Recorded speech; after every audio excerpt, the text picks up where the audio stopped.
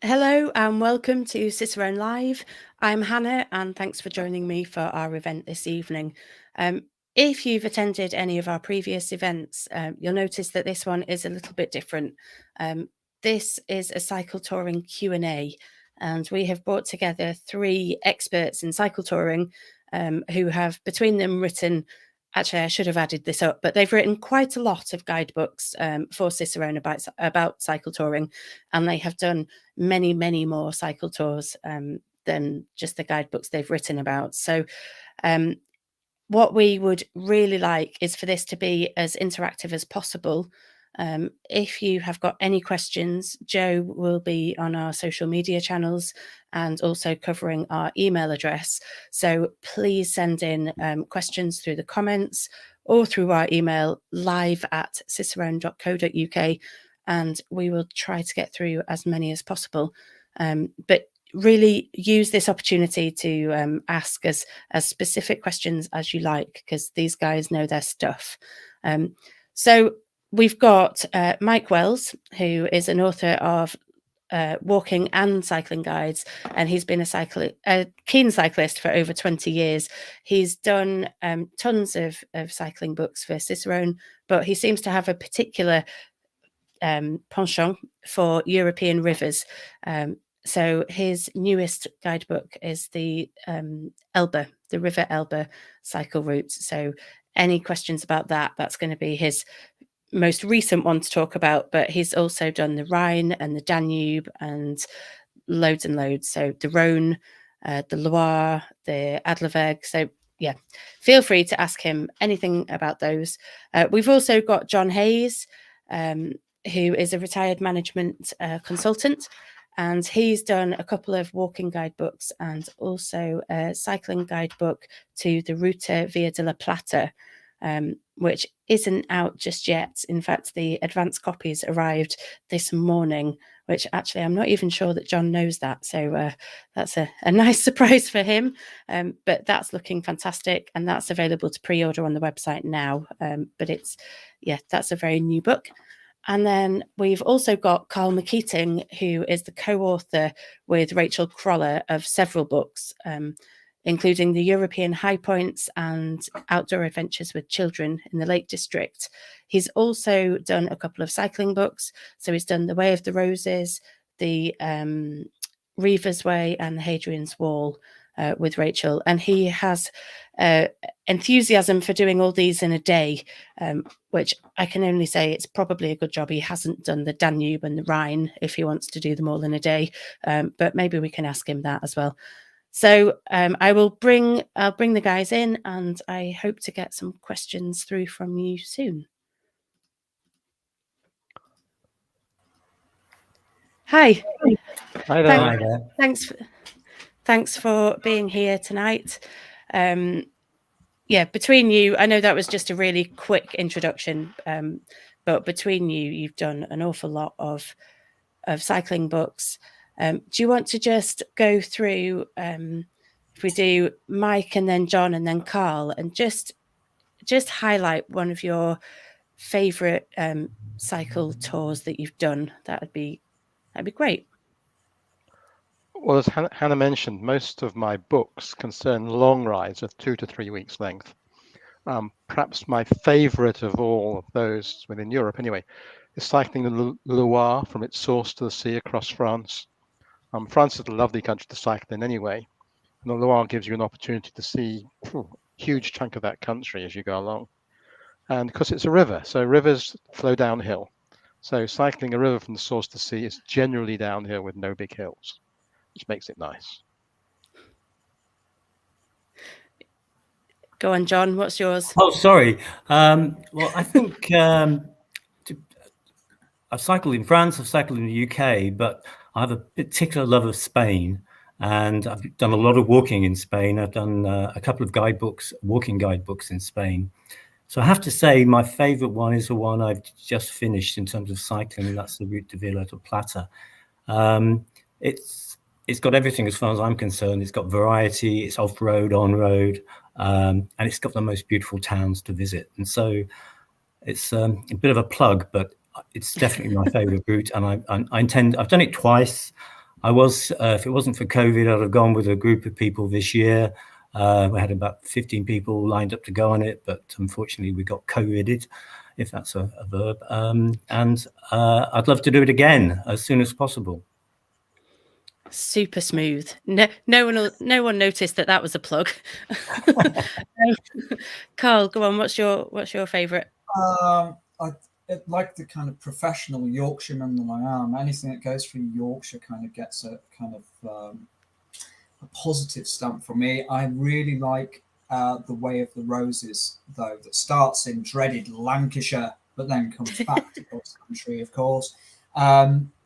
Yeah, that's Rachel's book, although I seem to have done a lot of work on it, suspiciously. But yeah, the Way of the Roses, I just think it's a fantastic ride. Really hilly, where it at the beginning of the ride, where you've got the energy, and then it kind of flattens out, and it's very pleasant, beautiful ending, just beautifully worked.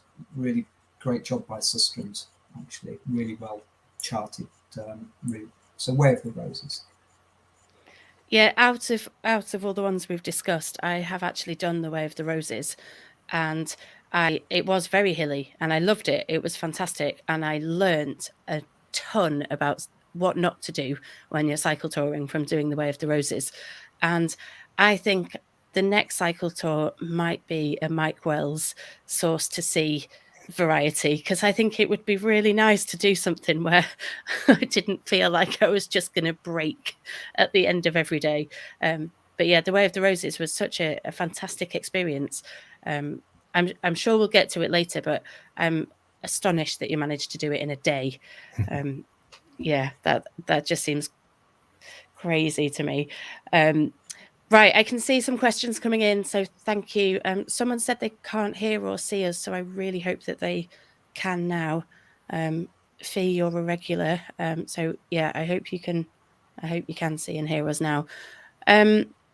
Okay, so we had a question from Jill, and she wanted to do Lôn Las Cymru later this year on her e-bike. And she wants to do it by getting the train to Cardiff from her home in North Wales. And she's asking if there's any tips for traveling on a train with her bike. Who's the best person to take this? Well, I can talk about traveling by train with bikes. I do that a lot, but I don't know specifically about e-bikes. Although I don't think on the train there's a great deal of difference. I mean, e-bikes are a real problem if you want to fly them. In fact, you can't fly them because of the batteries. So that's a real no-no. But for trains, e-bikes are just like any other bike, except a bit heavier to lift on and off. Of course, most British rail companies don't charge you for taking your bike. In fact, no one charges you for taking your bike in the UK, apart from Eurostar. Most of the big companies require you to book ahead, book a space. It's free. I don't think whatever it calls Trains for Wales, whatever they call themselves now, I don't think they require anything. I think you just turn up, put your bike on and go.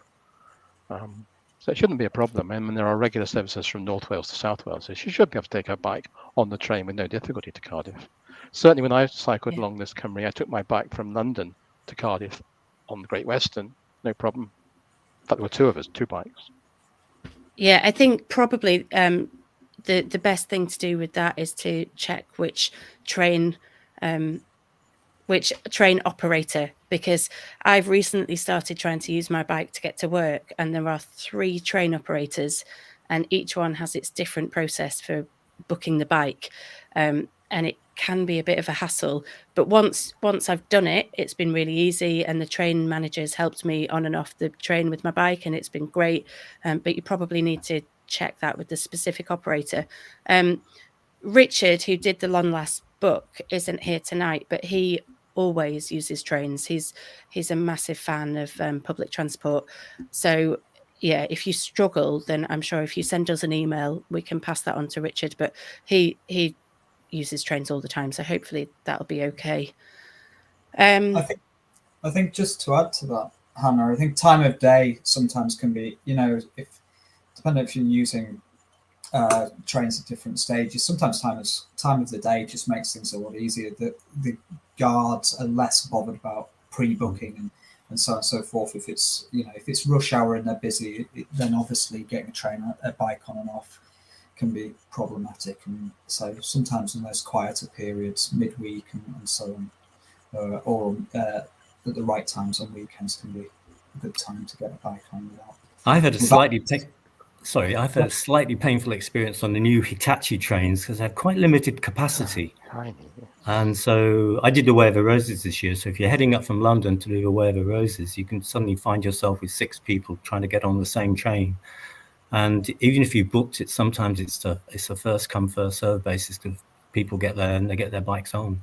So it's a bit of a warning, I guess, but I think we should all be campaigning against those trains to up their capacity as well. It's a real nuisance. Yeah, Well, they said to me this morning that it was about insurance, because actually they wouldn't let a guy on with his bike because there were already 2 people and there was me and another person making it 4, which was their limit. And they said it's all about the insurance that they've got. But yeah, I agree. I think if they're trying to encourage people to use their bike, which is a fantastic mode of transport for so many reasons, then yeah, we probably do need to figure some, if you're going all the way from London up to Scotland with your bike, then there's a good chance you're going to get more than 4 people with bikes on that route. From that, have any of you had any experience with hiring bikes when you've got somewhere, or are you all too particular about your particular bike to try that? in the strangest of circumstances, my partner and I, a few years ago, we cycled a thing called the Congo Nile Trail across Rwanda, from the source of the Nile down to the Congo River. And we thought of taking our own bikes. It was about £300 a bike to take them. It was really expensive. And I found a British-owned company, British people ran it, in Rwanda, who hired good quality bikes, in fact, Marin, same as the bike I have here. And they let us have a couple of bikes to cycle across Rwanda on. But that's the only time I've had a bike for a sort of a big ride. I've occasionally hired bikes like cycle around New York or other cities, but long distance, no. But if you do the Camino, and I'm not sure it's the same on the Ruta de la Plata, but certainly on the Camino, there's a lot of bike hire companies now which will provide the bike at the beginning of the route at Saint-Jean-Pied-de-Port, and you can then leave it with them in Santiago at the end. Yeah. It's become quite a big business now, the Camino. Yeah. John, do you have anything to add? No, I haven't hired a bike personally, but as Mike says, there are a number of companies who do that service, and I've identified them in my own guide. And in fact, having identified one of them has been in touch with me and has offered to give me a free bike for the next time I go to Spain. But I'm so desperately in love with my own bike, I'm not sure if I want to take it up, because I feel I'd be betraying my own bike if I was to do something like that. I guess from the wonderful kind of universality of bikes, you can kind of hire them anywhere. There's so many places, but I've not really. I've probably hired a couple of bikes here and there over the years, but I remember I was going to hire one in Lithuania to do a cycle ride, but then it snowed really heavily, so I sacked it off. But I remember the bike shop; it was just really cheap hire. So if you're going, sometimes it's just it's not worth the faff of taking a bicycle out somewhere if you're going to do a ride, because I think the rate in Lithuania for the bike hire was so negligible. If you were doing a ride around Lithuania or the Baltic region, it'd be definitely tons cheaper than taking your own bicycle. My main advice, if you're going to hire a bike, is take your own saddle. It's dead easy. Just take the saddle off your bike, take it with you, and put it on your hire bike. The saddle's the most critical part if you're cycling a long way. I usually take my pedal cleat, my SBD pedals to use in my cleated shoes as well. So, but the rest of it, I'll hire. But saddle and possibly pedals, take your own. That's a brilliant tip, because the pain of adjusting to a new saddle is not to be sniffed at. And I think if you've got a saddle that is comfortable for you and doesn't cause any new bruises, then that is well worth taking it off your bike and Yeah, fab. Thank you. Right, a really quick one. Is there a cycle touring guide for the Hebrides? Yes, there is. It's by Richard Barrett. It's brilliant. So yeah, have a look at the Cicerone website, and you'll get 25% off with the discount code that we're doing tonight, which is cycling. Should be nice and easy. So yes, if you're feeling inspired, then yeah, there's that. Right, we've got. Can I just do a So- bit? I have cycled. Sorry. I didn't write the book, but I have cycled around the Hebrides. In fact, we went and we did every island you could stay on. So there are 25 you can stay on, and we tried to just do one island each night. Although there were two, we had to stay 2 nights on because of the ferry timetables. But it's great. It's wonderful. It's just amazing how different all the islands are. This is going to be the problem tonight. It's just we're all going to be able to talk about all of it so much. Yeah, it looks fantastic, I have to say. Yeah, just to piggyback on that, I just last summer, and then was it this year? I'm losing the year. 2021, May 2021. We took the kids to Jura in the Inner Hebrides, and cycling there was fantastic. Just a tip if they get there, George Orwell, the house where 1984 was written, is right at the top. You can cycle there. There's like one road on Jura, 200 people, one road, fantastic place. But you can cycle all the way to George Orwell's house and then dive into the sea and freeze, as I did. It's freezing as that water. Anyway, it's really lovely ride. Halfway there's the one hotel on the island, which is also the distillery. So I stayed in the hotel and got a free tour of the distillery thrown in when I was staying in the hotel. And Jura has ever since been my favourite malt whiskey. So. Oh, fantastic. Fantastic. Right. We have got loads of questions coming in, so we'll have to move on. We've got lots of questions about e-bikes. Somebody said that Caledonia Sleeper have just stopped any e-bikes coming on board. Do any of you know anything about that? Because that seems quite unreasonable, but I'm not sure what the reasoning is. I shall find out, but no, I don't know about that. Yeah. We'll set Mike Wells on the challenge for you, Vince. The big problem with the UK and taking any bikes really is at the moment is Eurostar, who still have a block on bikes that came in when the COVID thing started and is still there. No bikes at all on Eurostar. And the way they changed their rules 4 years ago anyway, that half the bikes that go on there now have to be dismantled and put in a special fiberglass box, makes life difficult anyway. And they didn't want to do that. They didn't want to take bikes at all. They were pressured into it. And I think they're just trying to find any excuse for not taking bikes, which will be very disappointing because it's a very good way of getting your bike to Europe on Eurostar. Conversely, on the plus side, the Newcastle Metro lets you take bicycles on now, which it didn't used to. For years it didn't, and it lets you take them on. So some places have kind of become a bit more relaxed. I think they've got some little kind of side note about if it's rush hour, you can't take them all the way right into Newcastle, but I don't think the guards really care as long as it's relatively quiet. They didn't seem fussed at all. I mean, talking specifically about electric bikes, something back in the back of my head says that Eurostar don't allow electric bikes, but if you take the battery off and just put it in your bag, they're never going to know. Yeah, true. But I don't think they allow the battery in the tunnel or something. There's some kind of rule. So you were saying before that you can't take e-bikes on planes? No, can't take a battery on the plane. Right. So how would you? What you need is to be able to hire a battery where you're going. I don't know if anyone's offering that service yet. I've not found anyone doing that, but it makes life difficult. I mean, if you're going to France, at the moment, the only way really is to go on the ferry, and then get a train to Paris or a local train to wherever you're going. Yeah.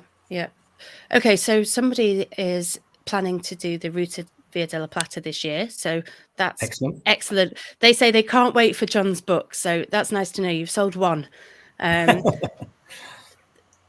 Again, it's about transporting bikes, which we will have to move on from before we spend the whole hour discussing this. But what did you do for getting your bike there, and what would you recommend for Dave and his wife? Right. what I did, and it's a challenge because you're not starting, you're finishing at a different place to the place you start. So the option of a massive bag or something like that is not straightforward. So what I did, I got a huge plastic bag from Wiggle, which is the sort of Cycling UK option. Lots and lots of bubble wrap. Took the back wheel. I've got disc brakes, and took the back wheel off, covered up the derailleur, turned the handlebars around, took the pedals off, etc., etc., etc., and then put it in the bag and turned up at the airport. I've done that 6 or 7 times, and to be honest, every time you turn up at the airport, you get a different response because people.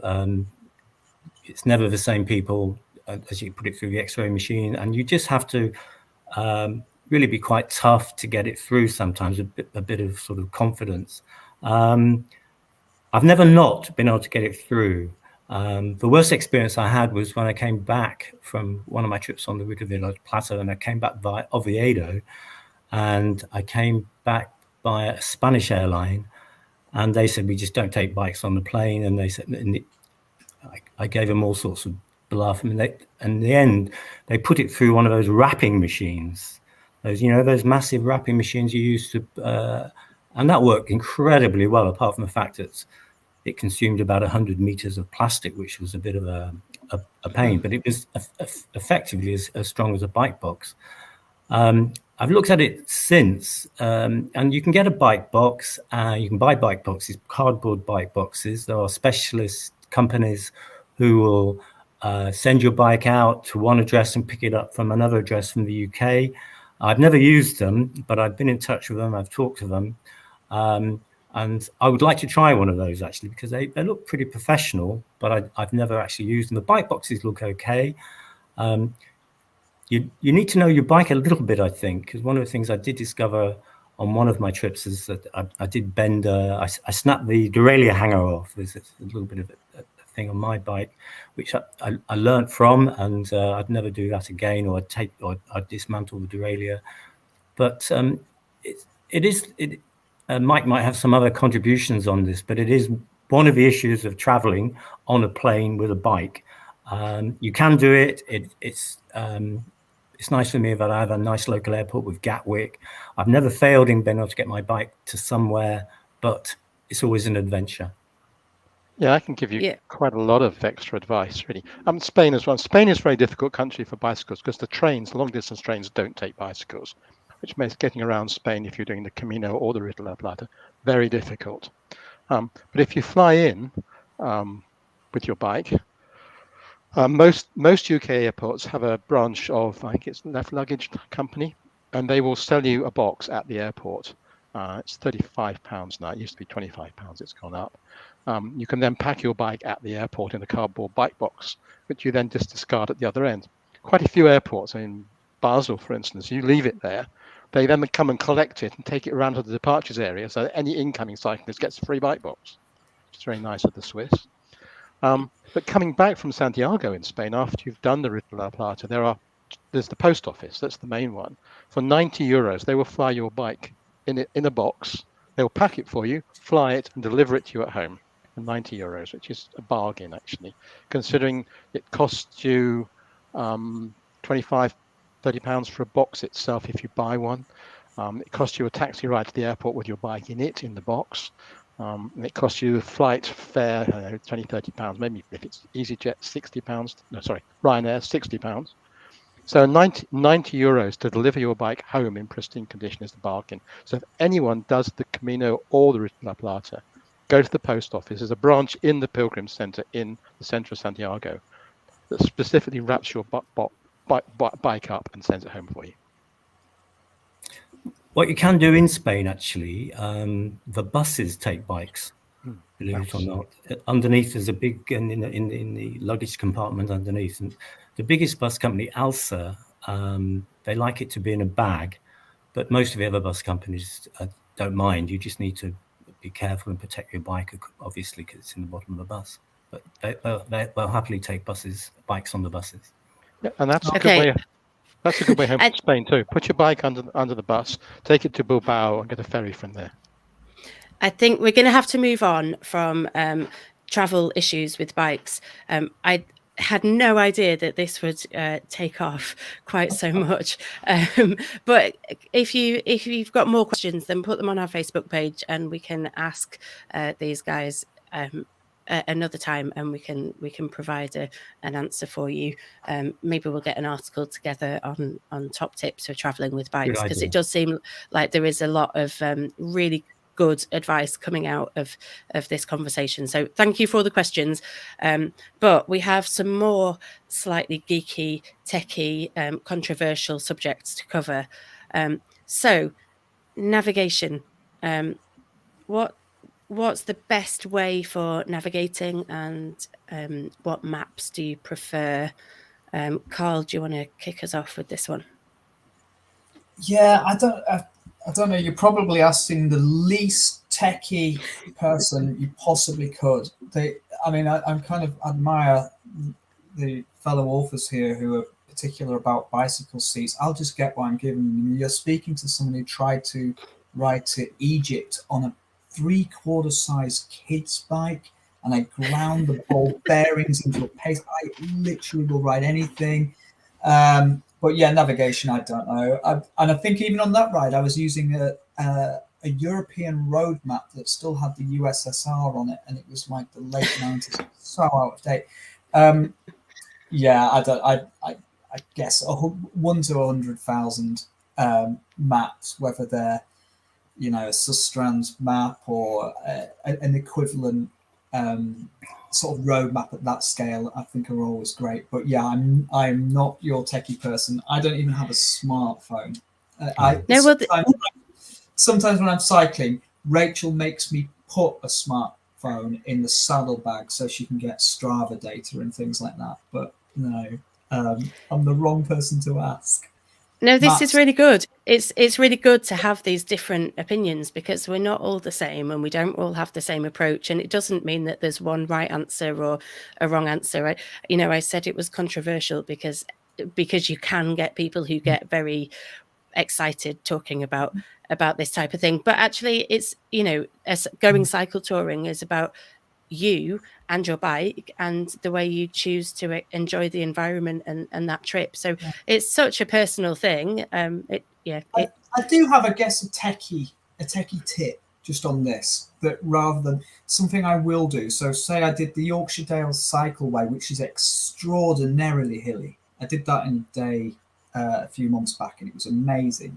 Really, really good ride. Very, very hard. I think you do about 5,000 meters of ascent on that ride, which is a lot. My friend cycled to Poland last year, and he only did 4,000 meters of ascent, and that was from Yorkshire to Poland. And so it's just around all the Dales. It's brutal. But anyway, what I did before doing the ride, because I knew a lot of the bits, but the bits I was unsure of or unclear of, I kind of had a look on Google Maps and Google Earth, and so much of, if you're road cycling, certainly it's on the internet now. So if you think, okay, well, that part of the route's straightforward, but I'm unsure about how I'm going to get through this city or get through this place, or can I go wrong there? Sometimes if you've got a good memory for these things, a bit of prior visual research can help you. But it depends how your brain works, really. Yeah, we do GPX files for a lot of the routes, which, if you can figure out the complexity in getting them onto your chosen device, which it can be a bit of a nightmare, but if you can figure that out, that's really helpful. And when I did the Way of the Roses, and I got the GPX files and I put them on my phone, and I was sort of trying to look through and figure out where the undulations were. I think we ended up hating the fact that you guys used the word undulation, because there was no indication whether an undulation was going to be something hellish or just a nice bump. And I think undulation sounds like it's the sort of word that's quite a friendly, gentle kind of word.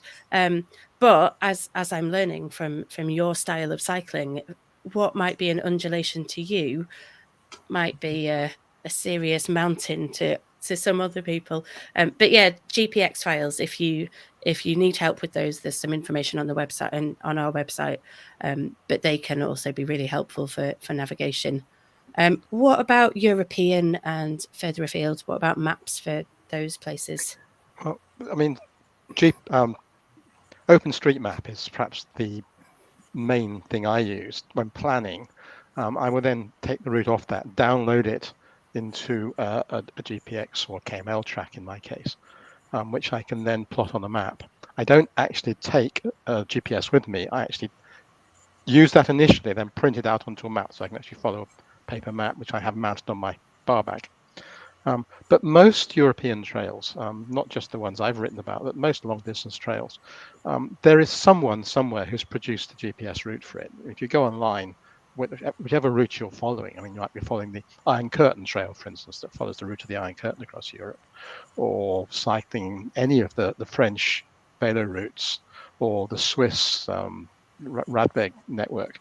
You'll find somewhere online that someone has produced a detailed GPS track to it that you can actually download. They all exist, not just the ones. Yeah, that's true. Yeah. Personally, yeah, I'm a bit of a techie sort of person. I have a phone plugged to my bike, and I'm following it as I go along. I don't think navigation is anything. The challenge of navigation when you're cycling is not so great as when you're walking, actually, because I think that you tend to be in less remote places, and the trails are better defined. A frustration can be is when you arrive somewhere. So particularly if it's been a long day and you've got to find a particular place when you arrive somewhere, whether it's a hotel or a hostel or whatever it is.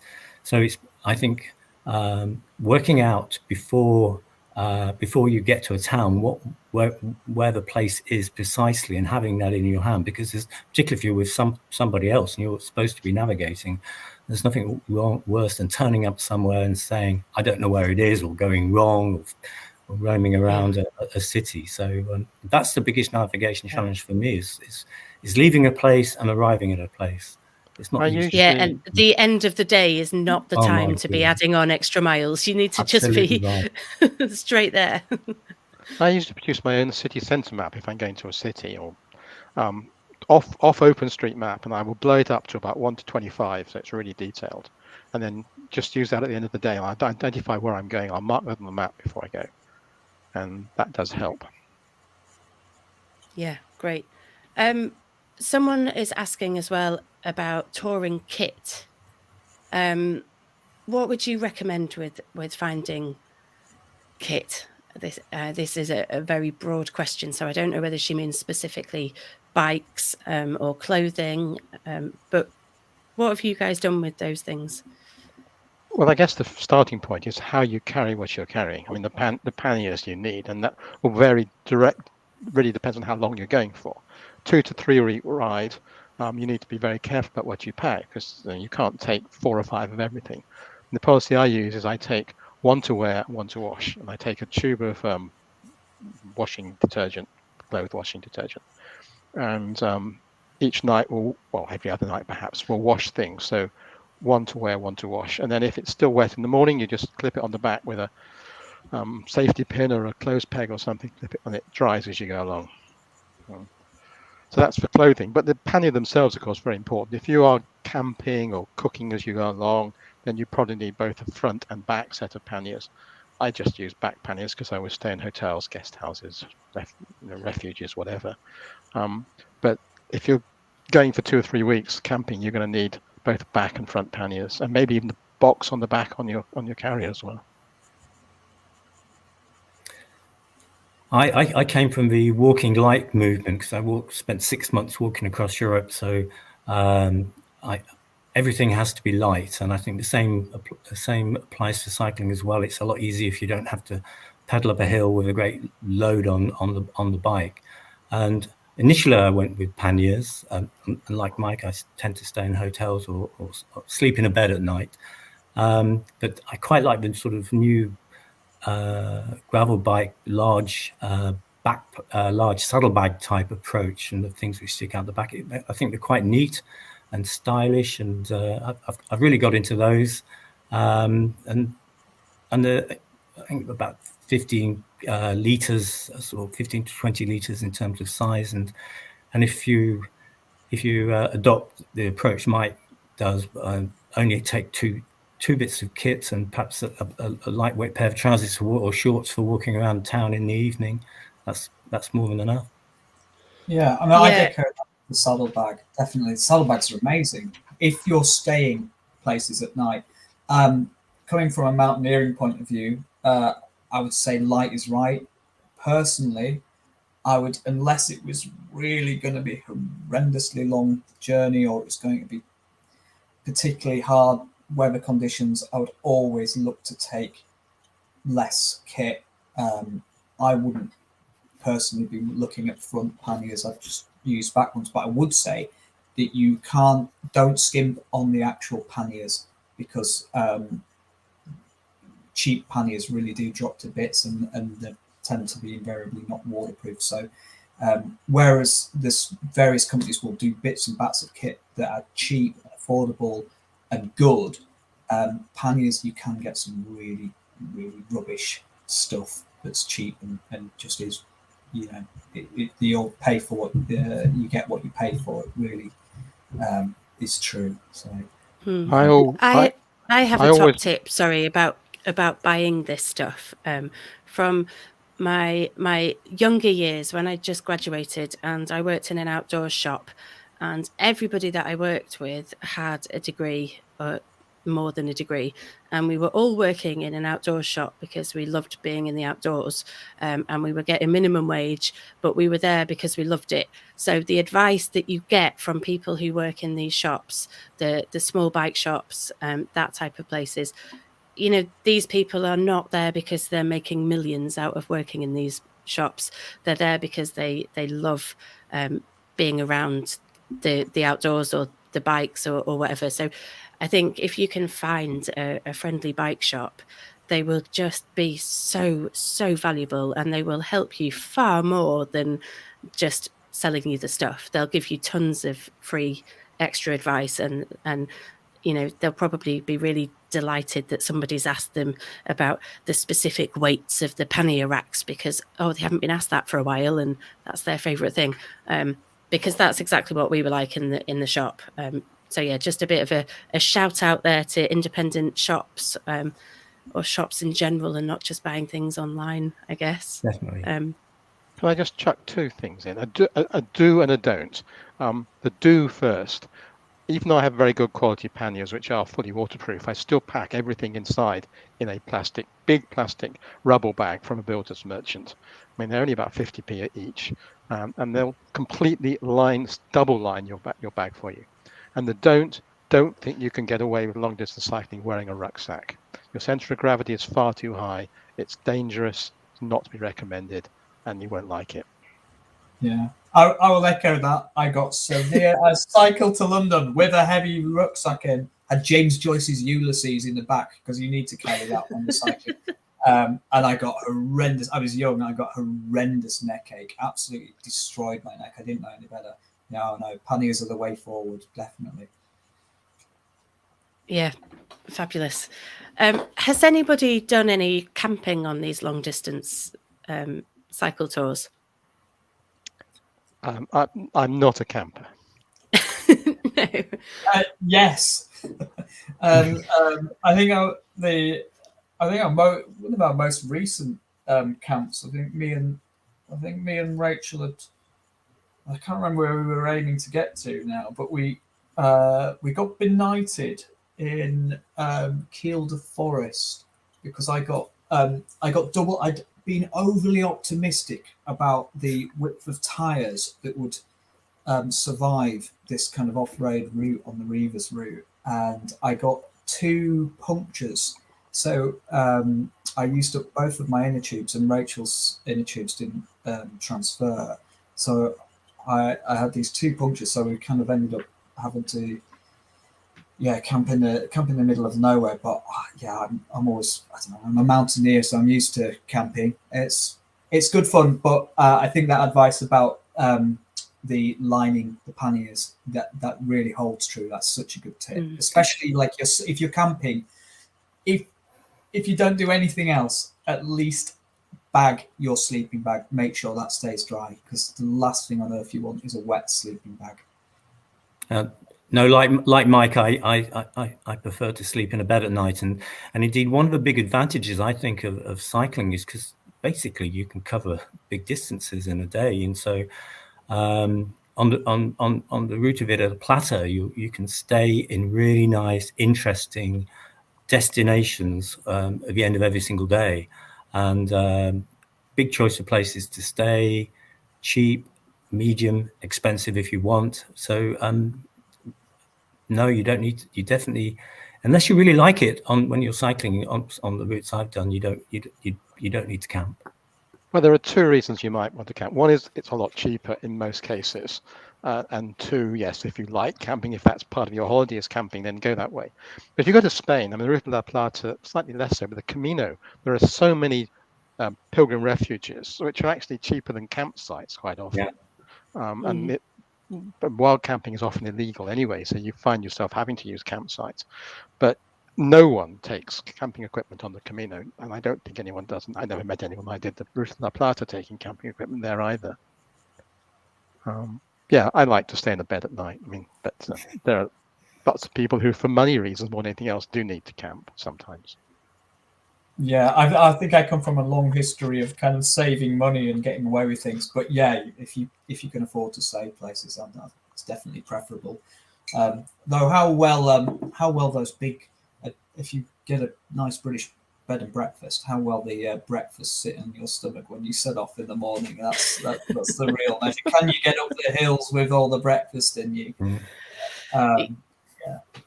Yeah, I learned that mistake in Settle when I had a massive lunch of cheese and beans on toast, and then had to cycle up the ridiculous hill out of Settle, and oh my God, it was a mistake. I'd been so eager for my lunch, and then I as I said before, I learned an awful lot from doing one cycle tour. And I think some of the routes that you've done, Carl, are really good for beginners, because actually there's so many things you don't have to worry about if you're doing a 3-day tour. The Way of the Roses that I did, it goes from Morecambe, which is down the road from me, and it goes opposite across the country to Bridlington. And there are a few hills, and for me, not being a mega fit cyclist, they did feel quite challenging. But actually, overall, it wasn't too hilly. There were loads of places on the way. There were loads of bike shops on the way if anything fell off. There was loads of accommodation options. Everyone was really helpful with putting the bike somewhere safe at night time.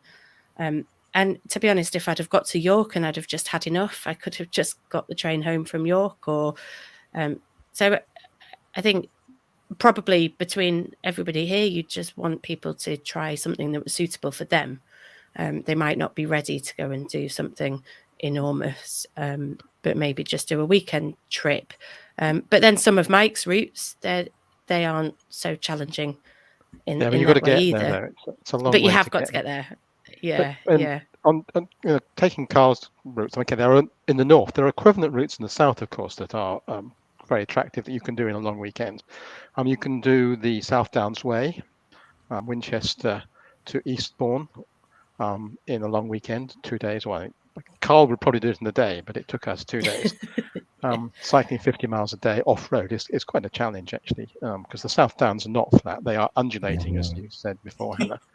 Yeah. And then on the same vein, you've got the Ridgeway Trail, which runs from Buckinghamshire across to Wiltshire. And that's about the same. It's about 100 miles, 50 miles a day, 2 days. Again, it's almost all off-road on tracks rather than road, so you need an off-road bike for it, but it's definitely doable in 2 days. So sorry, John. In terms of an international comparison, I think Mike would probably concur that cycling in France is particularly well organized, long distance cycling in France. So it's well signposted, there's great information online. So as my first trips abroad on long distance routes were to France, get ferries to various places in Brittany, all over the place. So it's a great place you can ferry in and you can ferry out. Spain is not quite so friendly, but I think it's a lot more interesting than France. It's slightly more challenging, different off-road routes and things like that. But France is definitely a good place as an international introduction to long-distance cycling. Yeah, France there's two networks really. You've got the Eurovelo network, which is trans-European, but crosses France in a number of different directions. Then you have the French's own Voie Vert network, which is growing all the time. I mean, I wrote my first guide to the Rhone 6 years ago now, and they've so added to the network since I wrote that book that it's the new edition, which is coming out next year or later this year, in fact, has changed about 50% from the original routing, just because the French are putting down asphalt cycle routes along old railway lines at a rate of knots that you wouldn't believe. Yeah, it's fantastic. Yeah. This is a really good time to talk about your t-shirt, Mike, because Jerry is new to cycle touring at 70, and Mike specially dressed up with this t-shirt. All men are created equal, but the best still ride bicycles at lower 70. Down it says when you're 70, yes. So congratulations, Jerry, for getting into cycle touring at 70. He's asking if there's any general advice about buying touring bikes as opposed to racing and mountain bikes. Carl, do you have anything to say about that? Yeah, right. I'll give you the cheap Yorkshire perspective. Get a bike that's light, relative, comfortable. I'm a big fan, and I've always been a big fan of getting stuff secondhand, really cheap. But in terms of bicycles, if you do that, and you're not kind of particularly mechanically minded, if you do get a cheap secondhand bike shops, like the kind of outdoor shops, people will be, really enthused if you say, look, I bought a secondhand bike.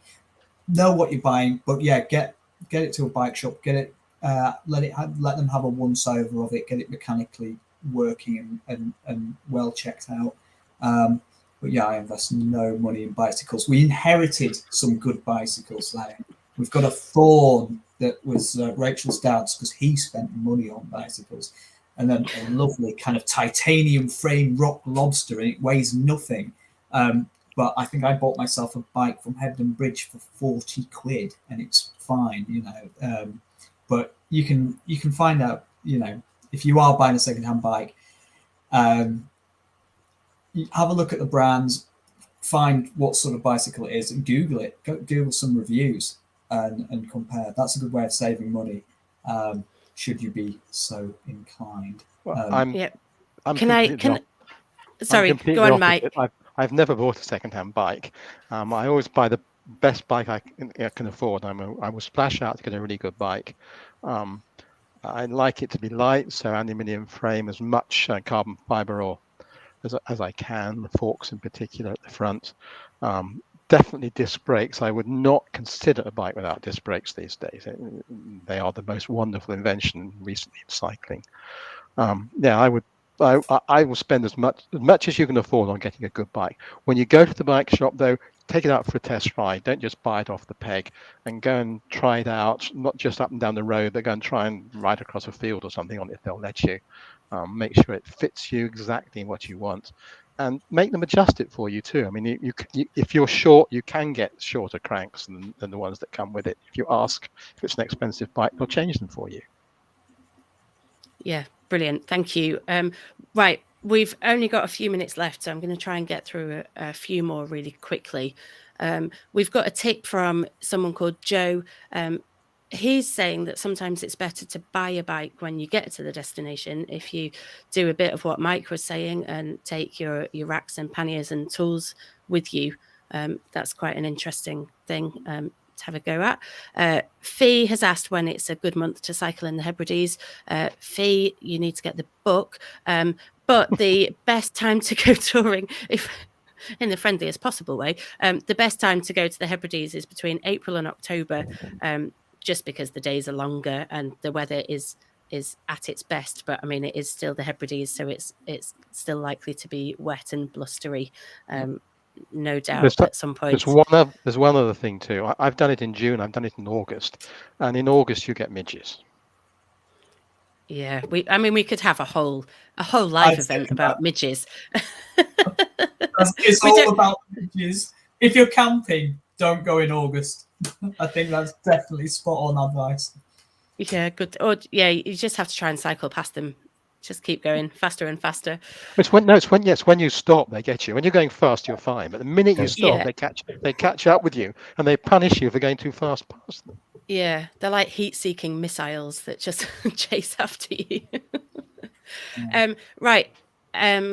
Okay. What is your favorite piece of kit, Carl?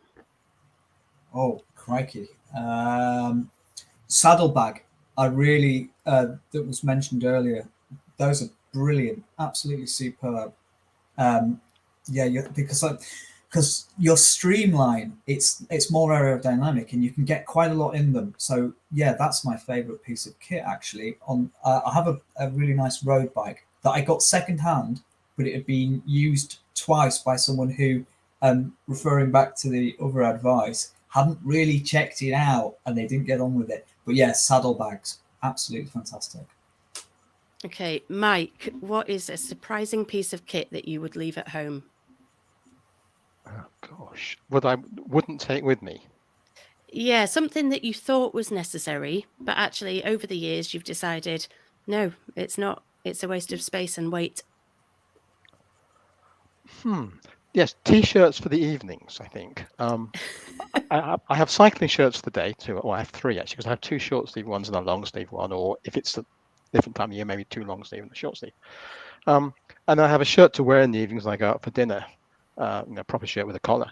But I take t-shirts and I find I never wear them. There's never an occasion to wear them. I'm not wearing them when I'm cycling and I'm not wearing them in the evenings. So I stopped taking them. Yes, good point.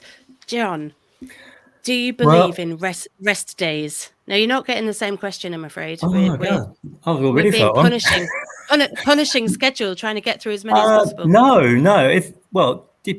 No, I don't actually. I usually try and have a rest day scheduled in, and just in case it's the weather turns. But on all of the trips I've done to Spain, I've only ever used the rest day once when it was and it wasn't raining. It was just too windy. It was when I was rounding the corner of on the southwest corner of Portugal, and suddenly I hit a really strong wind. So we stopped for a day, but that's the only time. So no, I just like to crack on every day, and there's plenty of places in Spain where you really should stop and you spend more time exploring. But the sensation of cycling and going to the next place is always drags me on, I'm afraid. So I never actually have a rest day unless I'm forced to because of the weather. Carl, how much cycle maintenance would you suggest people knew before they set off?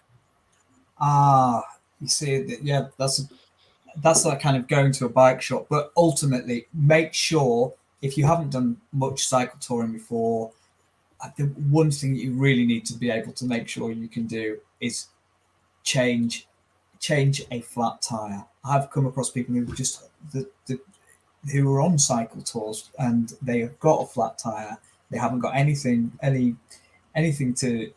wherewithal of how to change it or how to remove the tire and what to do, and it ended up helping them.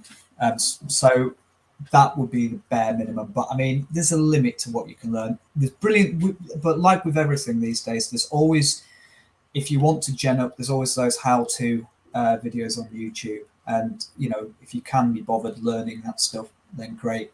I'm not great with bikes. I know I fixed my daughter's bike with some sticks because she had this loose bolt and I couldn't tighten it, and I used some sticks to do it. So yeah. For someone who's not mechanically minded, I wouldn't get to. I mean, it depends what you're doing. If you're I mean, I remember being in Tibet and some dudes who'd cycled there from Holland and they'd gone over the Karakoram. And yeah, I think if I was doing something like that, I'd want to know how to fix as much as I could. But Yeah. you just crack on. But definitely know how to change an inner tube and how to repair it, perhaps. And a couple of points on that, actually, in your guidebooks, respectively, you will make a point of mentioning where there are bike shops, that type of thing. So that sort of information is usually in a guidebook, and you can make use of those. And also there are a couple of articles on our Cicerone website in the Cicerone Extra section about how to set up your bike so it fits you properly. There's a whole one from Richard about panniers and frame packs, and he really geeked out on all the options there, and he's provided photos and that type of thing. So there's plenty of places that you can get information for those. Mike, is it okay not to wear Lycra if you don't want to? I don't think I've got any Lycra. I have some very nice cycling shirts, and they're just plain blue. In fact, all three of them, short sleeve one, long sleeve ones. They're exactly the same, so no one can tell that I've actually got a different one on the next day. And when you look at my books, you see my partner often seems to be wearing the same thing. No, she's not. She's just wearing an identical thing that was clean the next day. But I guess I have cycling shorts are Lycra, aren't they? Well, I wear those. So yes, and I have three different lengths there. I have the normal short ones that just above the knee. I have ones that come just below my knee, and I have some really long ones for cold winter days that come right down to my ankles. Yeah, I when I was doing quite a bit of cycle training a couple of years ago, I got a really inconvenient sunburn where my trousers had slightly fallen down a bit as I was riding, and it was really uncomfortable. And I, in that moment, learned why you see people wearing these ridiculous Lycra bib outfits, and then I became a person that got one because that sunburn was not worth it. So yeah, there's probably other reasons, but I think you have to wear what you're comfortable in. That's the most important thing, I'm sure. And things that dry very quickly when they get wet. If you get wet and you want some, it doesn't matter if your clothes, if they dry on you in half an hour, that's not a problem. Yeah, I mean, you probably always stink by the time you get to the end, do you? Whatever you take? Probably.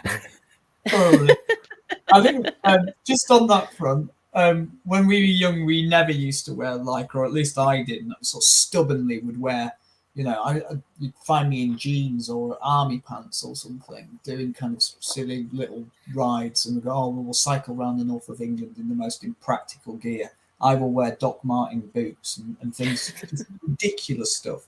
This is like when me and Rachel were teenagers. But there is a reason why people end up in Lycra, and cycling jerseys with those pockets in the back, those are brilliant. Yeah, quite. So and the padded shorts are just like once you've got the padded Lycra shorts, it's hard to go back. Yeah. Absolutely. There's no amount of padding that helped me in the first early days. I think there is just a pain threshold you have to get through, but once you pass that, I think right. We're going to have to wrap up because it's almost 8 o'clock. One thing I have noticed actually with this evening is you three, as expected, have been really, really helpful, and there's loads of really good stuff there. But actually, loads of people watching tonight have got some really good tips for each other.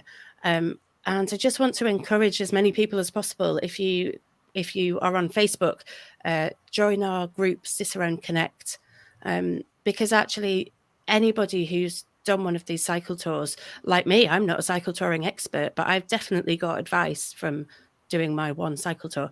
But people asking questions about tubeless tires, or asking questions and making suggestions about merino and things that they prefer to use or wear, or lessons that they've learnt. If you join Cicerone Connect, you can ask people there, and if there is ever a question where really nobody knows the answer, if you tag us in it, then we can put those questions to the author and share the answer in the group. So that might be quite helpful for a lot of people with us tonight. But thank you for joining us. It's been brilliant as ever. If anyone has got more questions, please do. If you don't want to join the Facebook group, if you send them by email, we will try and get answers for you. Please check out some of these guys' books, use the discount.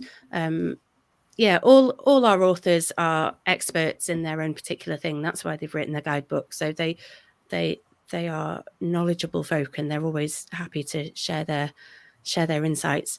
So yeah, thank you for joining us. Make sure you have a look at the website, use the discount codes to get your next set of books. And hopefully we'll see you next month. We're on International Women's Day next month, so we've got some great guests again for that. There is a point actually. People that have not been able to watch live, or if you think you've got friends that want to watch it, please share the link with them, because this will be on YouTube and Facebook afterwards. We will also turn the highlights into a podcast for you as well. I think that's everything I've got to say. I feel like I've just burbled a little bit, but then I always do when when I'm in these things. But thanks so much to our guests for tonight, and thanks everyone for joining us. All right, take care. Bye-bye. Thank you. Bye.